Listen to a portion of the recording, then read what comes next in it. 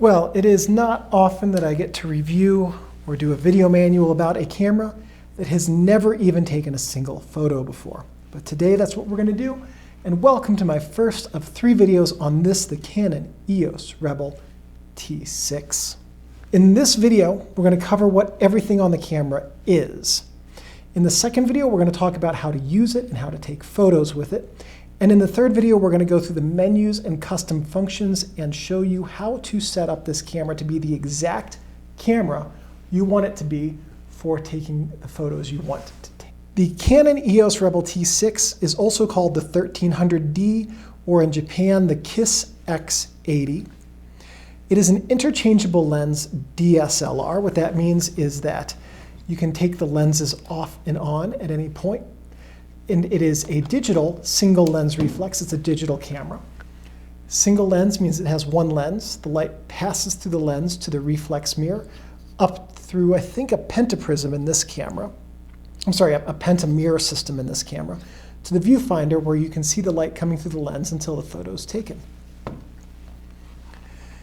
It has an 18 megapixel APS-C sensor, 3 frame per second burst shooting with an unlimited buffer for JPEG photos, and a 6 photo RAW file buffer. Huge difference there. That unlimited buffer might also assume a very good SD card. It has an ISO range of 100 to 6400, which is extendable to high, which is 12,800.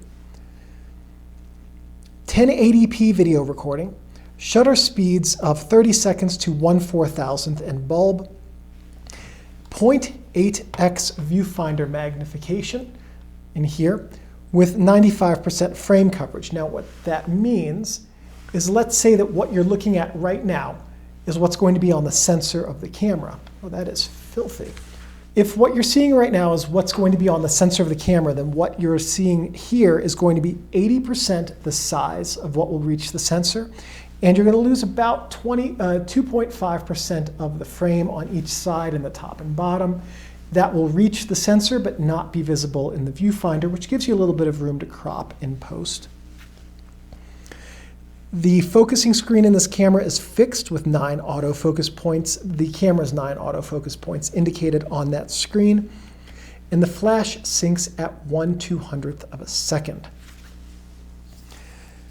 The market for this camera is the entry-level user, and we know that because in the US, in North America specifically, Rebel is the entry-level lineup for Canon. In other markets, the 4-digit name, this is the 1300D, is the very entry-level lineup, and the Kiss lineup in Japan is the entry-level lineup. So just because it's entry-level doesn't mean it's bad. Doesn't mean you can't take good photos with it. You can take great photos with it. It's just a matter of knowing that it is an entry-level camera, and the majority of what that means is that some of the specs on it will be down market, some of the build quality will be down market, and most of the functions will be buried in menus instead of having buttons on the camera's body that allow you to access them quickly. That last point's the major difference. Also, we know this also has only a command dial and no rear wheel, and that simplifies internal components. It's lightweight with predominantly plastic housing and construction, and it has lots and lots of extraneous features and modes that are not seen on higher-end cameras. All of that said, as I mentioned earlier, it still takes very good photos. This was made by Canon in Taiwan from 2016 to 2018. It was preceded by the Rebel T5, which was the 1200D or the Kiss X80, concurrent with a significantly large array of other Canons, so many I'm not going to waste your time reading them off. And it was followed by the Rebel T7, which is the 2000D, the Kiss 90, or the 1500D, depending on which market you're in. So the next thing we're going to do, as we do with cameras on this channel, is we're going to go over what all of the different features are, starting here on the top. We have the strap lugs, the camera's speaker, the sensor plane indicator, flash hot shoe, on-camera flash, viewfinder diopter adjuster, mode dial, on-off switch, flash pop-up button right here. Love doing that. Top or only command dial for this camera, shutter release button. On the camera's front, we have the red eye reduction and I believe also autofocus assist light, lens mount, lens mounting indices right here, the red dot for EF lenses like this one that have a red dot, and the white square for EF lenses like this one that have a white square. Lens release button, microphone, and model information. On the camera's back, we have the LCD screen, viewfinder. This is the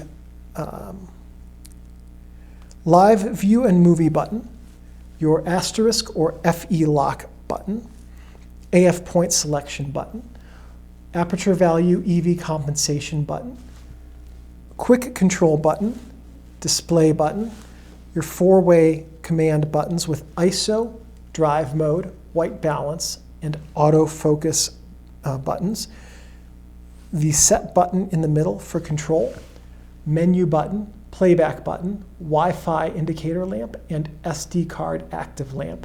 You'll notice that the play button here is blue, and that's because when you push it, when you push this button and enter playback, these buttons that have blue functions on them, those functions are active during playback.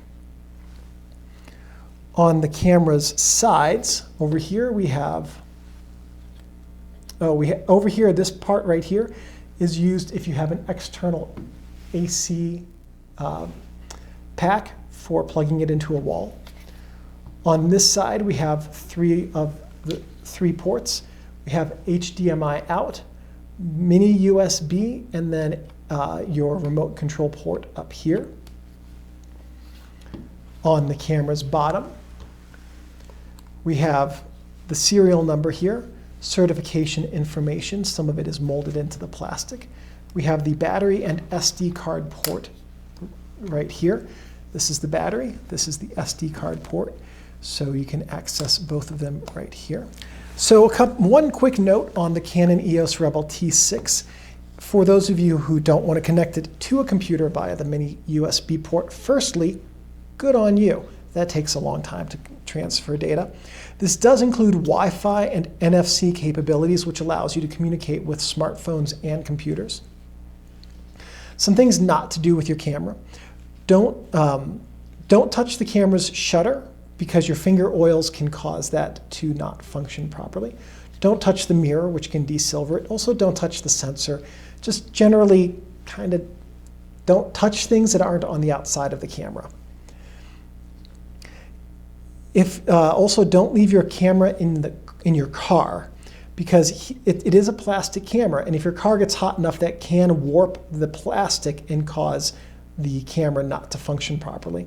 Also, cold can cause the plastic to shrink. It's not cheap plastic, but it can be affected by heat and cold. Also, leaving a camera in your car is just a really good way to have a broken window. Even if you're just popping into a bathroom really quickly on your way to or from a shoot, you don't want to show up to a shoot with, hey, I'm sorry, my camera was stolen, and you don't want to go home and have to call a client and say, hey, my camera was stolen, all your wedding photos are gone. So it's always easier just to take your camera with you when you leave your car. Don't store your camera gear in a plastic bag or box unless you have a rechargeable desiccant pack in with it. Rechargeable ones are not the ones that come in your vending machine beef jerky. They didn't come with the sweater that you bought last winter. They're specific for things like camera gear, and they're in a metal housing that allow you to pop them into an oven and recharge them. Don't let your camera get wet because it's not weather sealed, and water will ruin this camera. And just remember, your Canon EOS Rebel T6 is a precision tool that should be handled with care and respect.